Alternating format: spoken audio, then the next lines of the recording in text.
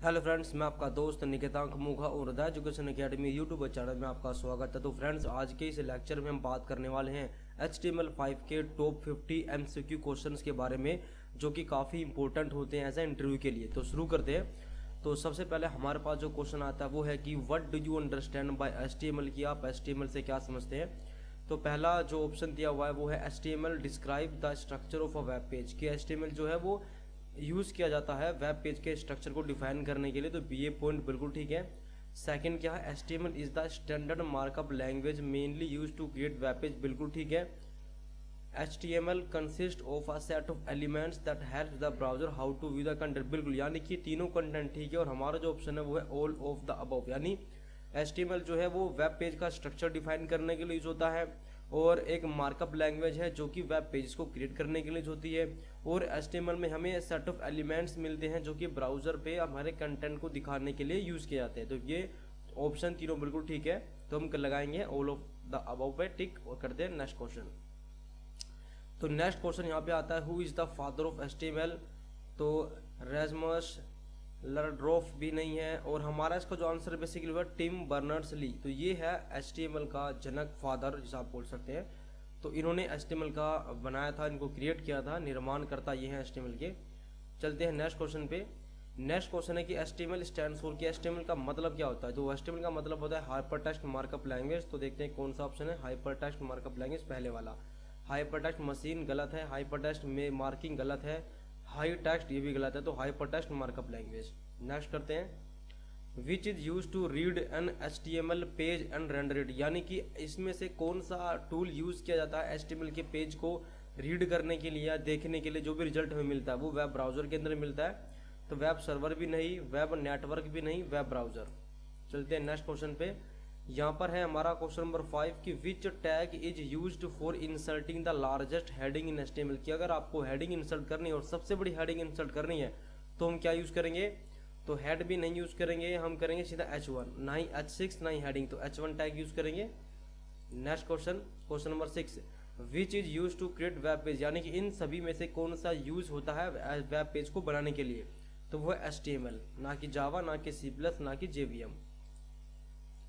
Next question number 7, HTML is a set of markup, यानी कि जो HTML है वो मार्कअप है, यानी कि किसका किसका ग्रुप है HTML, जिससे कि हम एक वेब पेज को क्रिएट कर सकते हैं। वो है बेसिकली हमारा टैग्स, क्योंकि HTML के अंदर हमें टैग्स मिलते हैं और उन टैग्स की हेल्प से हम अपने कंटेंट को वेब पेज पर शो कराते हैं।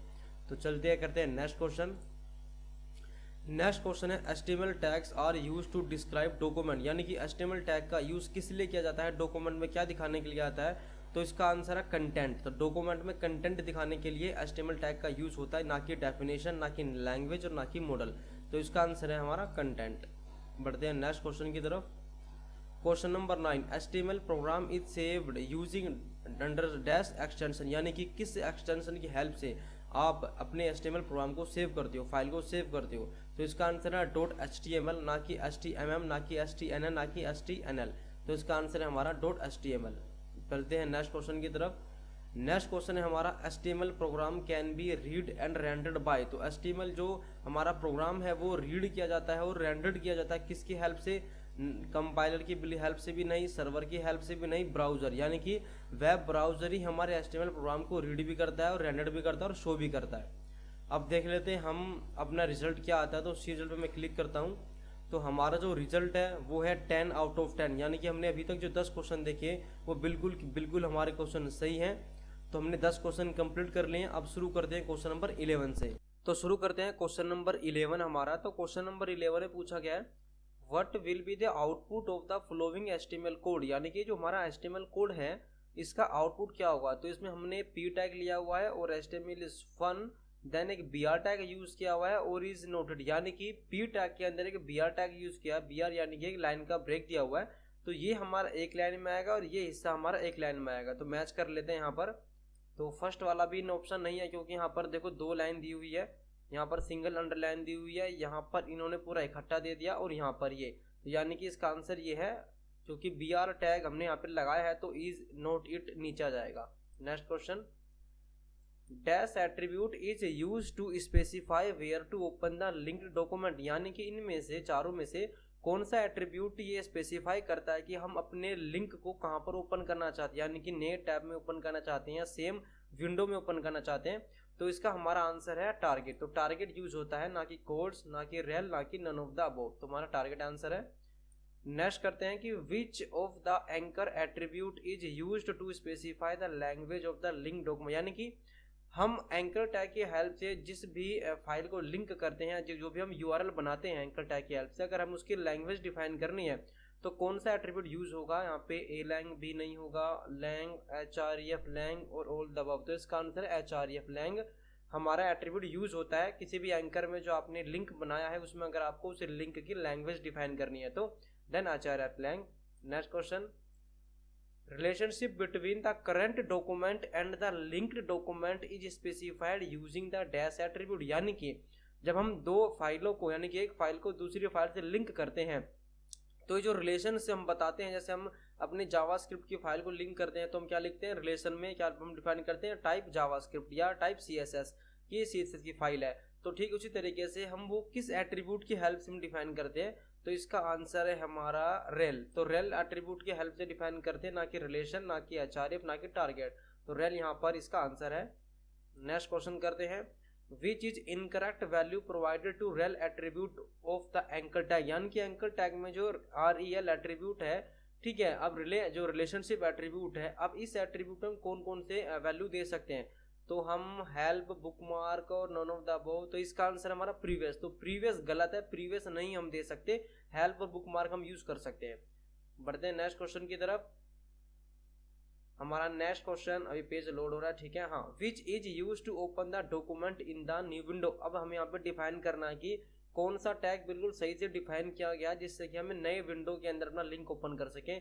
तो यहाँ पर टारगेट एट्रीब्यूट होता है, बिल्कुल सही है, लेकिन यहाँ पेरेंट यूज किया हुआ है तो पेरेंट नहीं होता, ना ही न्यू, ना ही टॉप। तो यहाँ पर हम ब्लैंक लिखते हैं। अगर हमें कोई भी लिंक नए टैब के अंदर ओपन करवाना है, नई न्यू विंडो में ओपन करवाना है, तो बेसिकली हम क्या करेंगे, टारगेट ब्लैंक करेंगे। Next, the dash attribute is use to specify MIME type of the link document, यानी कि किसी का भी टाइप डिफाइन करने के लिए हम टाइप एट्रीब्यूट ही यूज करते हैं। तो यहाँ पे ये देखो टाइप ये रहा, ठीक है।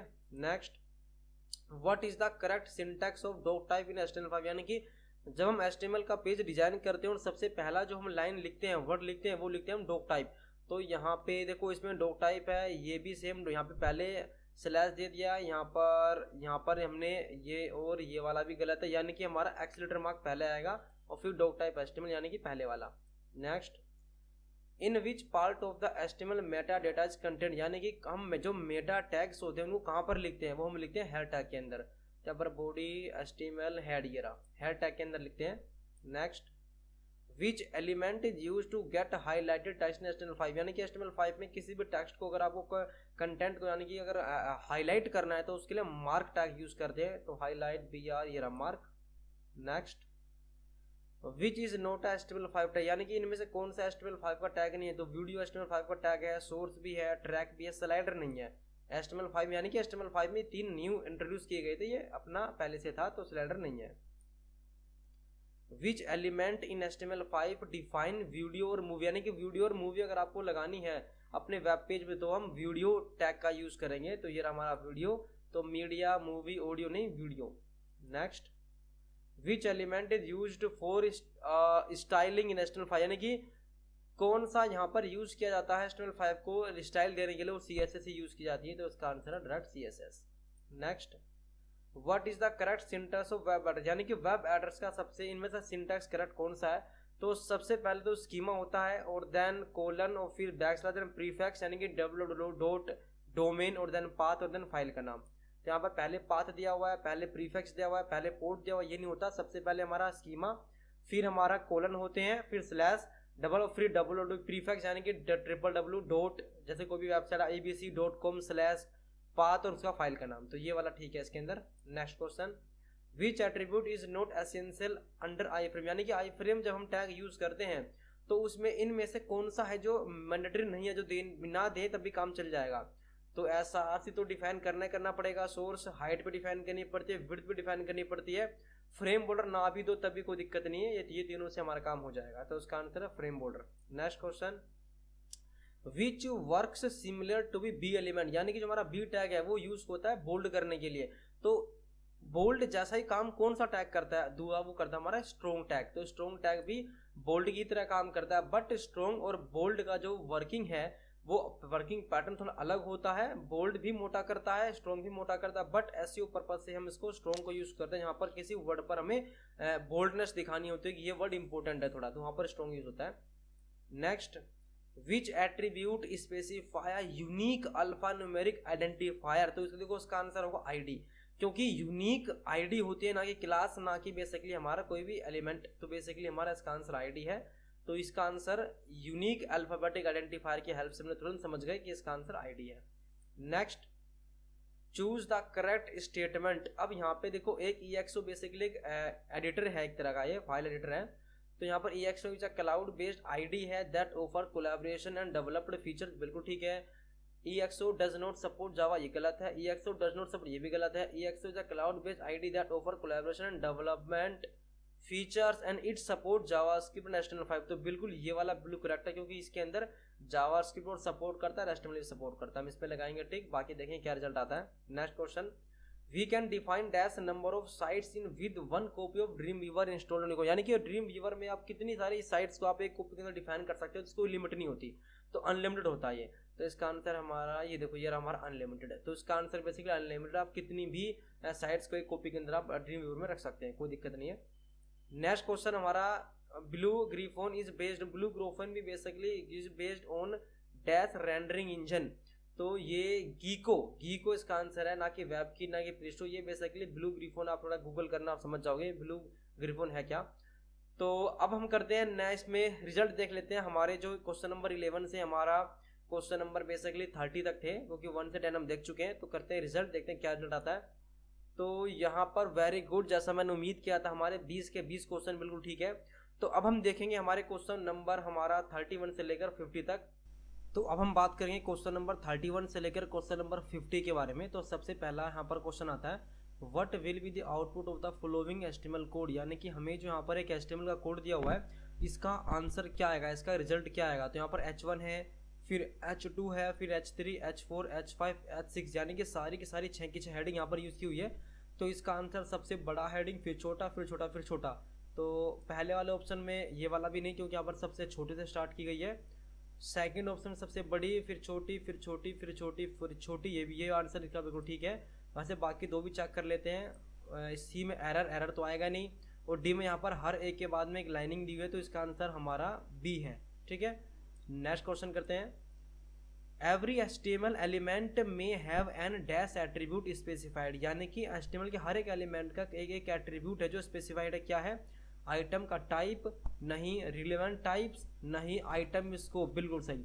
तो बेसिकली क्या, हर एक एलिमेंट का एक स्कोप होता है एट्रीब्यूट का, तो बेसिकली आइटम स्कोप, यानी कि एवरी HTML एलिमेंट में have an item scope attribute specified. Next question, which statement is true, तो यहाँ पर कौन सी स्टेटमेंट सही है वो वहाँ पे बतानी है। तो canvas contains built in animation नहीं, SVG needs script to draw elements नहीं, in canvas drawing is done with pixel, तो ये इसका आंसर बिल्कुल ठीक है। कैनवस के अंदर हम जो ड्राइंग है वो बनाते हैं पिक्सल की हेल्प से, यानी कि ड्राइंग जो है वो होती है पिक्सल की मदद से। तो SVG don't support to element, तो इसका आंसर बिल्कुल सी है हमारा। बाकी देखते हैं हमें क्या रिजल्ट मिलेगा। तो यहाँ पे rendering engine is not responsible for, तो रेंडरिंग इंजन बेसिकली क्या होता है, रेंडरिंग इंजन बेसिकली एक तरह का सॉफ्टवेयर होता है जो कि इमेजेस और को बनाने के लिए यूज़ किया जाता है। तो इसके अंदर हमारा पार्सिंग द मार्कअप कंटेंट नहीं, पार्सिंग स्टाइल इन्फॉर्मेशन भी नहीं, generating a visual presentation of the formatted content ये भी नहीं। तो उसका आंसर नन ऑफ दो, इसमें से कोई भी स्टेटमेंट बिल्कुल भी ठीक नहीं है। तो यहाँ पर नेक्स्ट क्वेश्चन मैं करता हूँ, आता है the default attribute value of target is, यानी कि जो टारगेट हमारा एट्रीब्यूट होता है उसकी बाय डिफॉल्ट की वैल्यू क्या होती है। तो बाय डिफॉल्ट की वैल्यू सेल्फ होती है। तो यहाँ पर ये देखो पहला ऑप्शन हमारा self. Next, HTML links can be style using, यानी कि HTML में जो लिंक बनाते हैं वो किसकी हेल्प से स्टाइल होते हैं, यानी कि HTML के जितना भी काम होता है सारा का सारा CSS से ही हम स्टाइल करते थे। उसका answer direct CSS। Next question, which is smallest heading tag in HTML, यानी कि सबसे छोटा हेडिंग टैग HTML में क्या होता है, वो होता है H6, तो ये रहा H6। Next, which is the largest heading in HTML, तो लार्जेस्ट हेडिंग कौन सी होती है HTML के अंदर, वो होती है H1।